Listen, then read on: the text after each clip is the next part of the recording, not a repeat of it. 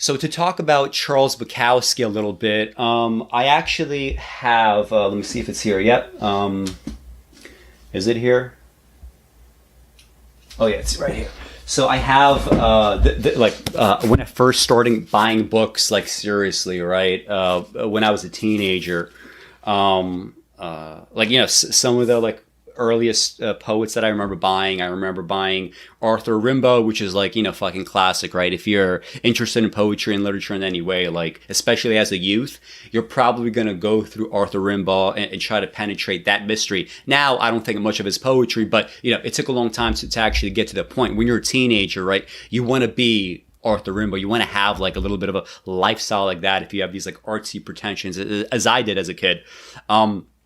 So I would, Arthur Rimbaud, obviously, some of the, big name kind of, American poets like Robert Frost, people like Charles Bukowski and Kerouac, who were on the sort of cutting edge at the time. Given the fact that we didn't have that many, we didn't have any real bad boys of literature anymore, right? I mean, by the time that it was mid 2000s and I was a kid and I was reading poetry, all those people had already been dead in many cases, shortly before I became aware of art, right? Or people that just simply didn't have anything of value to really say anymore. They're already of advanced age. So, you sort of kind of I feel as a kid, you go back to these names like Charles Bukowski. They were kind of, the bad boy poets, right? The bad boy artists. And because especially when you're starting out, everything is just so difficult. You just don't understand poems. The language is just so complex. I remember reading John Donne as a kid, just not understanding shit. Eventually just kind of reading other poems first and then being able to return to John Donne.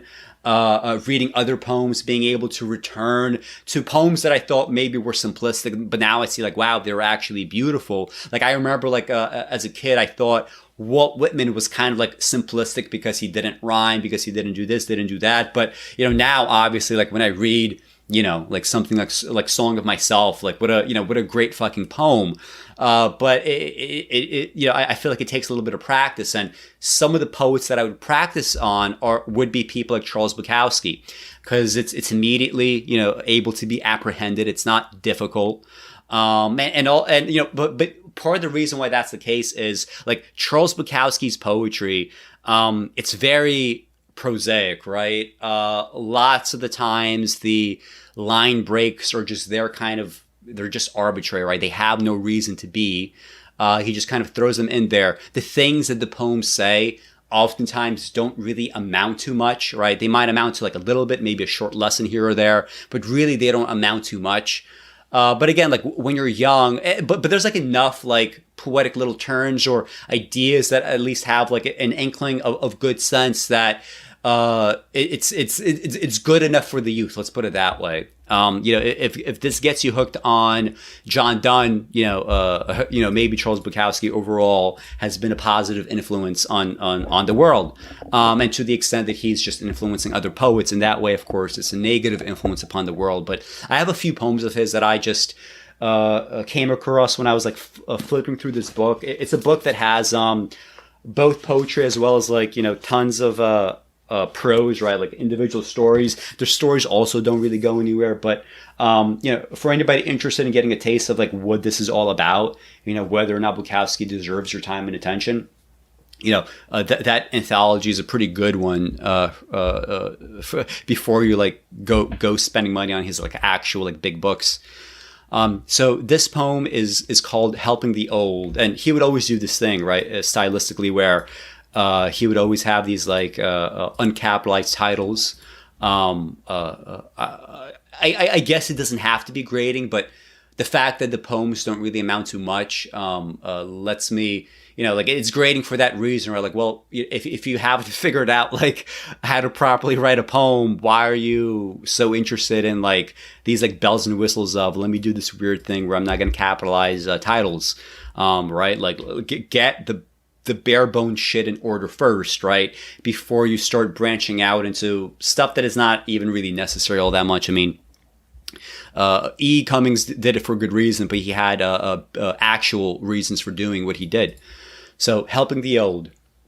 I was standing in line at the bank today when the old fellow in front of me dropped his glasses, luckily within the case, right? And I paused because there's enjambment after that. And as he bent over, I saw how difficult it was for him. And I said, wait, let me get them. But as I picked them up, he dropped his cane, a beautiful black polished cane. And I got the glasses back to him, then went for the cane, steadying the old boy as I handed him his cane. He didn't speak, he just smiled at me. Then he turned forward. I stood behind him waiting my turn. I mean, very easy to understand, like the meaning of the last stanza, right? I stood behind him waiting my turn. Like, he did something nice for an old person. You have to be, like, patient with old people. You have to, like, if you're in line, you have to patiently wait for them and for anyone, right? And this kind of, like, gels with everything else that he's doing, like bending over, picking it up. And, for whatever reason, Bukowski thinks that this interaction is interesting and important enough to write down. But I just don't see anything here that warrants being written down. Not that you can't. I mean, look, even something prosaic that happens, if you're a good enough writer, you could like pull it off and still make it work and make it matter, right? I mean, Jessica Schneider, like Moth Lost in a Laboratory. You see a moth flying around. Okay, I could turn that into a poem. All right, less stuff happens there even than in this interaction, but. Like, Bukowski is just not able to draw anything out of this set of interactions. Like, I just don't really see all that much. I just don't. And also, like, some of the repetition, like a beautiful black polished cane. As I handed him his cane, I mean, this set of repetition is just, it's just not doing anything, right? And it's like titled "Helping the Old." Like, I mean, it's so like it's just so prosaic. It's just you literally might as well not even have a title. This does nothing. This really does nothing for the poem, right? I mean, no jack like no fucking shit, right? Like, we could tell that you're helping the old. Why are you like just prosaically like recapitulating this thing that we all see here, right? We know exactly what's going on psychologically, and also just sheer kind of like line by line writing. The enjambment sucks. None of the lines are really memorable. Like, there's nothing here that after reading it, like, just would stick with me. I always like quote like random like snippets of poetry. Like, when I do these things, I would never be able to do this with this poem. I just wouldn't. And also, like, I have some better poems too. Like, I just don't want to. I don't want to just do negative Bukowski, right? But fair is fair. So this poem is titled "Air and Light and Time and Space." I've either had a family, a job, something has always been in the way. But now I've sold my house. I found this place, a large studio.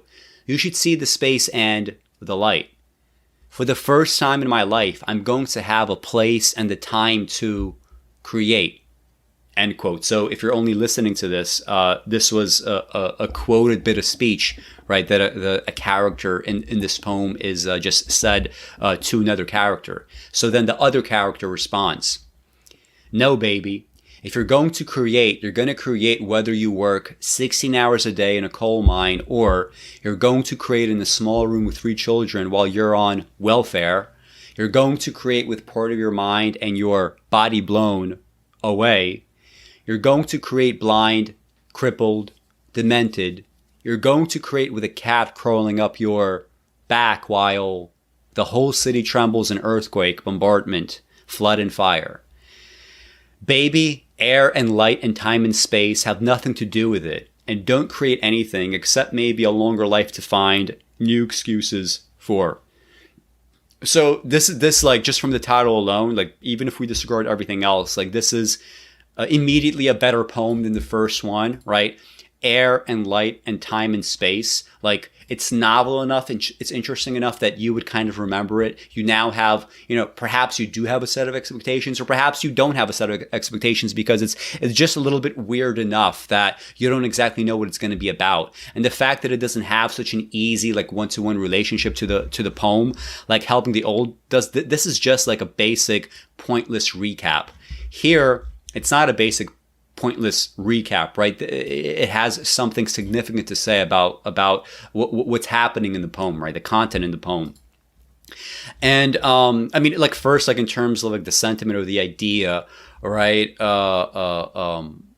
This idea that you're gonna create if you need to, regardless. I mean, I don't know to what degree this is like a novel idea in artistic critique, but I mean, it's like a correct one. I don't want to do this thing where, like, I go off the deep end by saying, well, this poem is communicating an obvious truth, so therefore it sort of increases the quality. But, to the extent that it's communicating something of substance and a value, like, this has to be like a bit of a positive thing, right? And the way that this title is used, right? Air and light and time and space, in the bottom here, baby, air and light and time and space have nothing to do with it, right? So, like, you're saying essentially that the act of, like, creation, especially something like, poetry or whatever, this is not, it's kind of like disconnected in some senses from material concerns, which, like, in some ways, like, this is true. And even if it's not true, like it's just an interesting observation, right? It's an uncommon kind of insight, right? And to frame this insight in like a phrase like air and light and time and space is a kind of, as a stand-in, right? As a stand-in for your day-to-day prosaic life, right? It's a good choice because your day-to-day prosaic life, it could be represented by anything, and instead it's represented by things that are just kind of like just crass material objects like air, light, time, space, or concepts or whatever. But also, like, putting them all together, right? And in this context, they are kind of abstracted away from themselves, which makes it more interesting. So, baby, air and light and time and space have nothing to do with it, and don't create anything except maybe a longer life to find new excuses for. Right? So again, not very not very good enjambment in much of the poem, but this enjambment here is a little bit better, right? They have nothing to do with it, and don't create anything, stop, except maybe a longer life to find, stop, new excuses, stop, for, stop.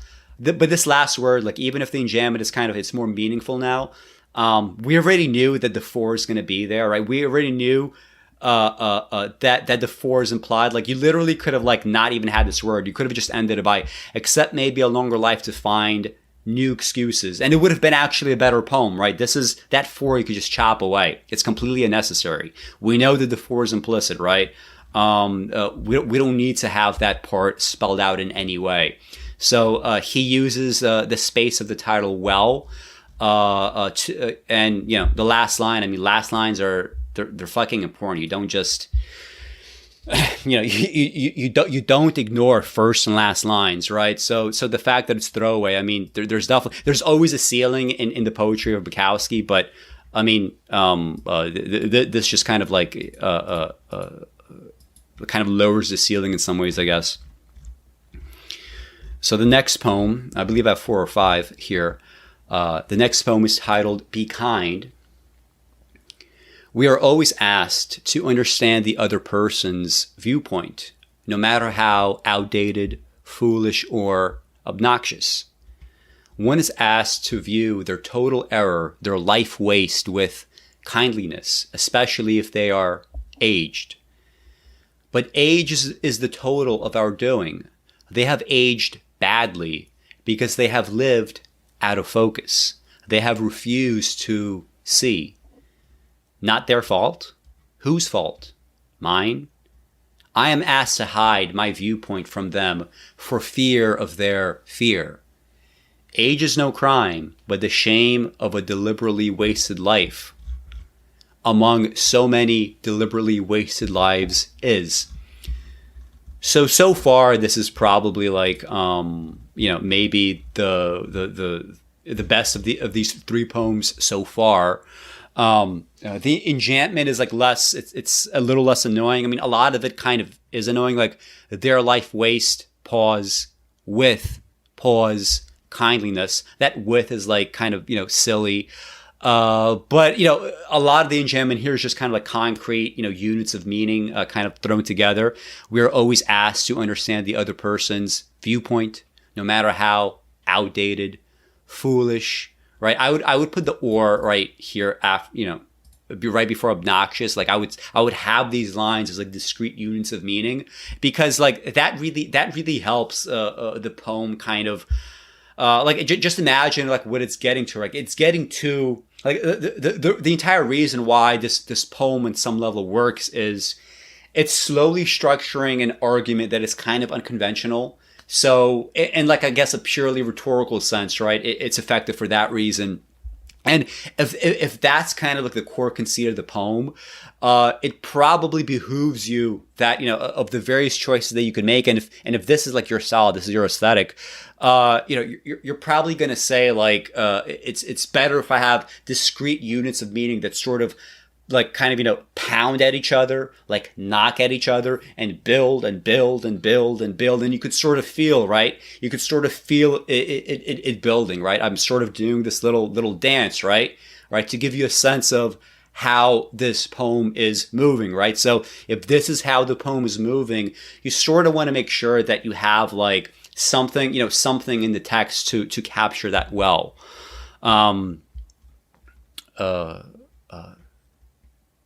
Right, like, and some of the phrasing here is actually more memorable, right?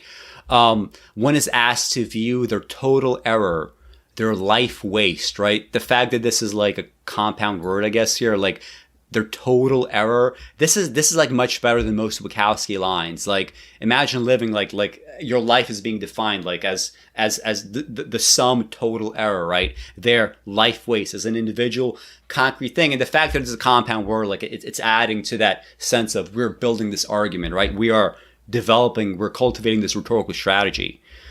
And then he says, but age is the total of our doing, right? It wouldn't be out of place in an essay somewhere of like good prose, right? And a lot of Bukowski is sort of like that. You could sort of imagine some of his sentiments and even some of his phrasings as being part of like a good article, right? A good essay of some sort, maybe even like a good novel, but the prose never really amounts to it because it just tastes kind of like some of the worst aspects of his poetry.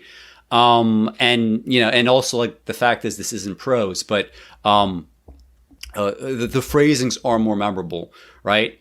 They have aged badly because they have lived out of focus. I mean, that's a nice way of talking about, wasting your life, that you've simply lived out of focus. The phrase, right, living your life out of focus, it's not very, it's not very conventional, right? It could stick with you. They have refused to see, it's a little bit, more throwaway here, right? I would have just ended at lived out of focus, right? And period, this is what's in your head, right? In the stanza, as you're building up this argument, moving to the next stanza. Now, their fault, whose fault? Mine? I'm asked to hide my viewpoint from them for fear of their fear, right? This is a nice little reversion, right? First, you have a repetition that makes sense. You don't expect this to be about their fear, but this is a good, like he doesn't even explicitly state that if you live your life in a wasted way, you age in a way where you're scared of aging because the older that you get, you're like, oh my goodness, I haven't done shit. I haven't done this. I haven't done that. And look at all these things I wanted to do. He's not explicitly stating that this is what happens, but you could tell, right? You could tell more or less this is what's going on, right? For fear of their fear. Age is no crime, but the shame of a deliberately wasted life among so many deliberately wasted lives is, right? A deliberately wasted life among even more, right? So, better than the average Bukowski poem. Okay, so I think this is the last one. Oh no, we have more. Oh my goodness. Guys, I told you I got a date night. I got it, and I have much more dense and much better poems by Robinson Jeffers. Not Robinson Jeffers. I'm seeing Robinson here, right? We're talking about Weldon Keys, the Robinson series of poems. Okay, back to Bukowski. Confession. Waiting for death like a cat that will jump on the bed. I am so very sorry for my wife. She will see this stiff, white body, shake it once, then, maybe, again. Hank won't answer. It's not my death that worries me. It's my wife left with this pile of nothing. I want to let her know, though, that all the nights sleeping beside her, even the useless arguments were things ever splendid, and the hard words I ever feared to say can now be said. I love you. I mean, like this poem has a good conceit in the sense that, just imagine yourself dead and being found, and making it about feeling sorry for the fact that you're now burdening someone with this kind of fucking inconvenience. It's a conceit that's interesting enough that could be done well, but I mean, look how death is like framed, waiting for death like a cat that will jump on the bed. I mean, is that how, is that like the like a really like good description of death? I mean, in some ways I could see the connection, I could see the image, but it's also kind of pale, it's kind of weak, right? The enjambment itself like just doesn't really help. And also like obviously like, the ending, right? Like, and the hard words I ever feared to say can now be said. I love you. Wow. Like this is like the fucking like, the bad boy fucking poet who's too fucking hardcore to ever say I love you to his spouse. Now finally he's able to say it in his poetry. Like this is it's such a terrible, trite ending. And the whole thing just turns into like a trite fucking conceit where it conceptually could be something interesting where like, again, this wife is now dealing with this inconvenience, and instead it's turned back to this like fucking vanity project of, let me show everybody that the bad boy can melt his own heart, right? I mean, it's just not very good. What do we got? And after this, I think we have one more. Poetry contest. Send as many poems as you wish, only keep each to a maximum of 10 lines. No limit as to style or content, although we prefer poems of affirmation. Double space with your name and address in the upper left-hand corner. Editors not responsible for manuscripts without an SASE. Every effort will be made to judge all works within 90 days. After careful screening, the final choice will be made by Ellie Mae Moody, general editor in charge. Please enclose $10 for each poem submitted. A final grand prize of $75 will be awarded to the winner of the Ellie Mae Moody Golden Poetry Award, along with a scroll signed by Ellie Mae Moody. There will also be second, third, and fourth prize scrolls, also signed by Ellie Mae Moody. All decisions will be final. The prize winners will appear in the spring issue of The Heart of Heaven. Prize winners will also receive one copy of the magazine along with Ellie Mae Moody's latest collection of poetry, The Place Where Winter Died. I don't want to call this a good poem, but it's like, if this were like kind of, I could like imagine like a book of prose, right? It could be like a book of like humorous essays, a book of observations, maybe even just like a straight up novel that just has like this little paragraph, right? Where like maybe like you could have like back to like Jessica Schneider's Human Self. Like she has parts in that book where the protagonist is just kind of, he's seeing like, bad art around him. He's seeing how like some of the women that he gets involved with are just interested in like, bad writing. I could imagine him like walking by somewhere, especially like when he's a younger character there before he ages, And he could just like see this like in a magazine somewhere, and Jessica could have like put that shit like as a standalone paragraph somewhere just to capture the fucking absurdity of like what is like the poetry mill, right? The poetry award mill and all this kind of like similar bullshit. And to the extent that this is kind of like, you know, de facto prose and not poetry, right? Given like, you know, the rhythm is like prose, like it's not poetic, right? The, you know, the lines themselves are much more prose, like not poetic, although there's like a little bit of compactness that I'll get to. Like, you know, it would work in that context. And some of the things that do work is like, you know, the fact that it's like this complex fucking process for like, you know, sending in a poem, right? You have to do, you know, self-addressed and stamped envelope, right? You have to like, you know, give them the stamp, right? They're very like fucking particular here about the rules that you must follow to submit poetry. You're told the process of 90 days. The final choice will be made by an individual. And of course, what is the individual's name? It's this like really ridiculous, like sounding, goofy fucking Ellie Mae Moody.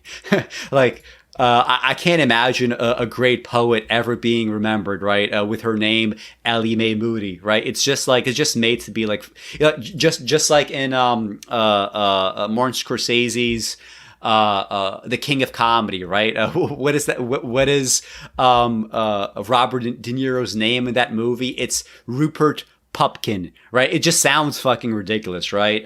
Maybe Ellie Mae Moody isn't as good as Rupert Pupkin, but the fact that it's there and the fact that it keeps getting like, it keeps getting repeated, right? Ellie Mae Moody. Ellie Mae Moody Golden Poetry Award. Ellie Mae Moody. Ellie Mae Moody. And also, of course, you get this, like, you know, probably bullshit set of poems from Ellie Mae Moody's latest collection of poetry, The Place Where Winter Died, right? So, I mean, like, weirdly enough, like, I can imagine this working very well in the context of a novel where someone or even the narrator or like the overarching voice, right, of the book is taking a sort of critical view of this kind of like, you know, fucking like poetry mill. So that's my comment there. All right. So last poem from Bukowski, Face of a Political Candidate on a Street Billboard. There he is. Not too many hangovers, not too many fights with women, not too many flat tires, never a thought of suicide. Not more than 3 toothaches, never missed a meal, never in jail, never in love. 7 pairs of shoes, a son in college, a car 1 year old, insurance policies, a very green lawn, garbage cans with tight lids. He'll be elected. So, this is the only poem of Bukowski's that has like proper enjambment that I can think of off the top of my head. Not that it's necessarily great enjambment, but for the purposes of the poem, where again, just like in that earlier poem, you have this kind of argument that is slowly being constructed. That's exactly what he's doing here, right? Like there he is, not too many hangovers, right? We're gonna show this like white collar type who's never really had to work difficult jobs, who's never had to deal with like the real kind of prosaic day-to-day issues of life. We're going to show you how corrupt society is, that this guy who's so disconnected from the lived reality of everybody else, he's going to be the one that is powerful and nice and handsome enough and rich enough and whatever else enough, charismatic enough, to ultimately be elected, right? He's this kind of, you know, harmless kind of, you know, geek in some ways. Yeah, so, you know, this argument is slowly being, it's slowly getting built up. The enjambment is there working specifically for that purpose, and it does work for that purpose. It's not necessarily like, you know, so compact in terms of like being like truly poetic. The lines themselves are not individually that memorable, but, you know, as a sum, right, this is something that you'll kind of like remember a little bit, right? This penultimate line in particular, it's kind of a nice way of, you know, it like, I guess if you don't own a house, maybe you don't really think about like garbage cans with tight lids, right? Having a fucking, you know, like a garbage can in front with like, the shit's getting like blown off, you know, by the wind, or people stealing your shit, people stealing your garbage can. I had a great fucking garbage can that got stolen out from my house, and I was able to hear actually the guy slowly wheeling it out. Slowly wheeling it out a week after I got this thing, slowly wheeling it out. Like I'm in my basement now, like behind my window. And I just thought it was my wife going home. So I didn't think shit about it, but it was like some guy that literally just like took my shit. So like this line, right? Garbage cans with tight lids. Like, as far as like prosaic poetry goes, like it's a good little thing that gets to this idea of, here's a guy that doesn't have shit to deal with, right? And what is a kind of, simple way of showing that, what is the status of your garbage cans? But I mean, like beyond that, right? There is, it's a light kind of commentary. It's decent commentary. I guess overall, like it's a good, like solid, like little thing. Not even good. Like it's like a solid little exercise, right? Let's always think of these things as exercises, as works in progress.